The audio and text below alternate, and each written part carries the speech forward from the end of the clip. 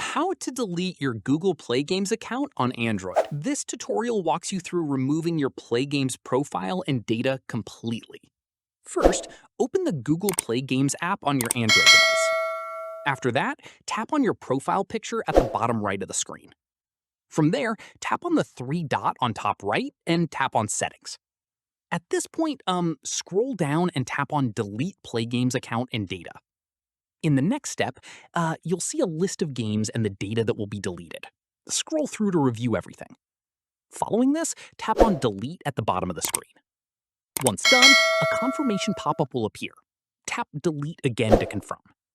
From here, your Play Games account and all associated data, including achievements and progress, will be permanently removed. Finally, keep in mind that this action cannot be undone. Once deleted, your game progress and achievements cannot be recovered. So make sure you're certain before confirming. And that's it.